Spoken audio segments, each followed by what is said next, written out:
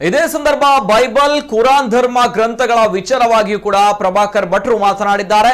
Bible Quran ನಿಮ್ಮ ನಿಮ್ಮ ಮನೆಗಳಲ್ಲಿ ಇಟ್ಟುಕೊಳ್ಳಿ, ಎಲ್ಲರನ್ನ ಕೊಲ್ಲು ಎಂದು ಹೇಳುವ ಕುರಾನ್ ಹಾಗೂ ಬೈಬಲ್ಗೆ ವಿಶ್ವ ಹಿಂದೂ ಪರಿಷತ್ನ ಬಹಿಷ್ಕಾರ ಇದೆ. ಭಗವದ್ಗೀತೆ ಇಡೀ ಶಾಲೆಗಳಲ್ಲಿ ಎಲ್ಲರ ಮನೆಗಳಲ್ಲಿ ನಡೀಬೇಕು, ಅದು ಈ ದೇಶದ ಅಂತಃಸತ್ವ ಎಂದಿದ್ದಾರೆ.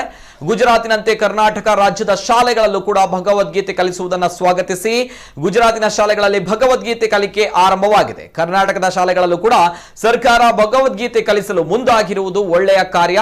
ಹಳೆಯ ಕಾಲವಾದ ಹಿಜಾಬಿನೆಡೆಗೆ ಹೋಗದೆ ಕಿತಾಬಿನ ಕಡೆಗೆ ಹೋಗೋಣ ಎಂದು ಕರೆ ನೀಡಿದ್ದಾರೆ. ಒಂದು 10 ವರ್ಷದ ಹಿಂದೆ ಸ್ವರ್ಣವಲ್ಲಿ ಶ್ರೀಗಳು ಹೇಳಿದರು, ನಾನು ಭಗವದ್ಗೀತೆಯನ್ನು ಎಲ್ಲ ಶಾಲೆಗಳಲ್ಲಿ ನಾನು ಕಲಿಸ್ತೇನೆ.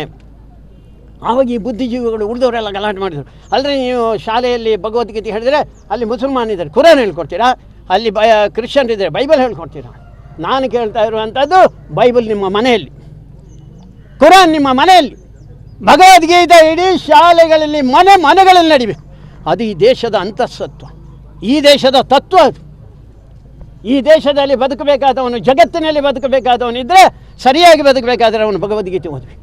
ಅದಕ್ಕೋಸ್ಕರ ಗುಜರಾತ್ನಲ್ಲಿ 6ರಿಂದ 10ರವರೆಗೆ ತಂದಿದ್ದಾರೆ ಅಂತ ಹೇಳುವಂಥ ಸಂತೋಷದ ಸುದ್ದಿ ಈ ಸರ್ಕಾರನು ಧೈರ್ಯ ಮಾಡಿದೆ. ನಮಗೆ ಸಂತೋಷ. ಅದನ್ನು ತರಬೇಕು ಅಂತ ಇದ್ದಾರೆ. ನಮ್ಮೆಲ್ಲರದ್ದು ಬೆಂಬಲ ಇದೆ. ಎಲ್ಲೂ ಏನು ಯಾವುದೇ ಸಂದರ್ಭದಲ್ಲಿ ಭಗವದ್ಗೀತೆ ಎಂಥ ಸುಂದರವಾಗಿದೆ ರೀ. ಯಾರೋ ನಮ್ಮ ಒಬ್ಬರು ಮುಸಲ್ಮಾನರು ಹೇಳ್ತಾ ಇದ್ದರು, ನೀವು ನಮ್ಮನ್ನು ಹೇಳ್ತೀರಾ, ನಾವು ಹತ್ಯೆ ಮಾಡ್ತೇವೆ, ನಾವು ಇದು ಮಾಡ್ತೇವೆ ಅಂದರೆ ಭಗವದ್ಗೀತೆಯಲ್ಲಿ ಶ್ರೀಕೃಷ್ಣ ಹೇಳಲಿಲ್ವ ಅಂತ. ಶ್ರೀಕೃಷ್ಣ ಎಂತ ಹೇಳಿದ?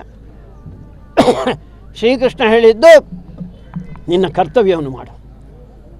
ಅವನು ಮುಂದೆ ಹೇಳಿದ, ನೀನು ಕೊಲ್ಲಿಕ್ಕೆ ಏನಿಲ್ಲ, ಎಲ್ಲ ಮೊದಲೇ ನಿಘಂಟಾಗಿದೆ. ಆದರೆ ನಿನಗೊಂದು ಕರ್ತವ್ಯ ಇದೆ. ಒಬ್ಬ ಕ್ಷತ್ರಿಯನಿಗೇನು ಕರ್ತವ್ಯ ಉಂಟು, ಆ ಕರ್ತವ್ಯವನ್ನು ಪೂರ್ತಿ ಮಾಡು. ಎಲ್ಲರನ್ನು ಕೊಲ್ಲು ಅಂತ ಹೇಳಿಲ್ಲ.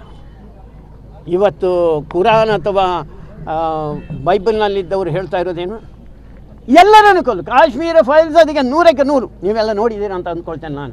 100ಕ್ಕೆ 100 ಏನು ಮಾಡಿದ್ದಾರೆ? ಪಾಪದವರಿದ್ದರು, ಅಮಾಯಕರಿದ್ದರು, ಅವರನ್ನು ನೀವು ಕೊಲ್ತೀರಾ? ಇದು ಕುರಾನ್ ಹೇಳ್ಕೊಡ್ದ? ಇದು ಬೈಬಲ್ ಹೇಳ್ಕೊಡ್ದ?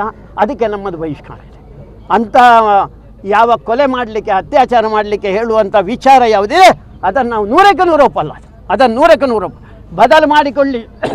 ನಿಮ್ಮ ಕುರಾನ್ನಲ್ಲಿ ಹಾಗಿದ್ದರೆ, ಇವತ್ತಿನ ಸಂದರ್ಭದಲ್ಲಿ ಬೈಬಲ್ನಲ್ಲಿ ಹಾಗಿದ್ದರೆ ಅದನ್ನು ನೀವು ದಯವಿಟ್ಟು ಬದಲು ಮಾಡಿಕೊಳ್ಬೇಕು.